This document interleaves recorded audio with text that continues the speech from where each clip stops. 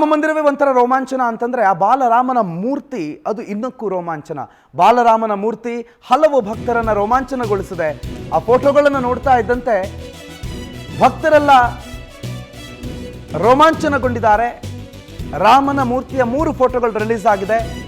ರಾಮಲಲ್ಲಾನ ದರ್ಶನದಿಂದ ರಾಮ ಭಕ್ತರು ಪುಳಕಿತರಾಗಿದ್ದಾರೆ.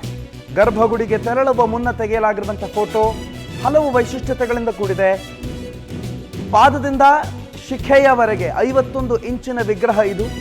ಎದೆಯಲ್ಲಿ ಕಂಠಿಹಾರ ಇದೆ. ವಿಷ್ಣುವಿನ ದಶಾವತಾರದ ಕೆತ್ತನೆ ಇದೆ.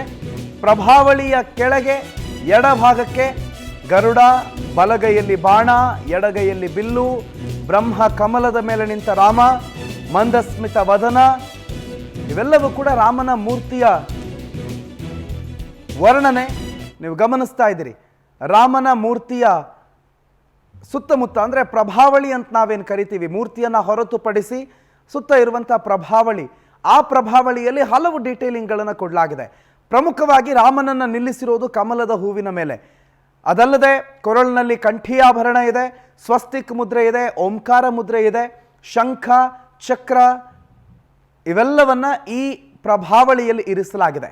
ಅದಲ್ಲದೆ ದಶಾವತಾರ ಅಂತ ನಾವೇನು ಕರಿತೀವಿ, ಆ ದಶಾವತಾರದ ಅಷ್ಟೂ ಅವತಾರಗಳನ್ನು ಈ ಪ್ರಭಾವಳಿಯಲ್ಲಿ ಬಲಕ್ಕೆ 5 ಎಡಕ್ಕೆ 5 ಅನ್ನೋ ರೀತಿಯಲ್ಲಿ ಕೆತ್ತನೆ ಮಾಡಲಾಗಿದೆ.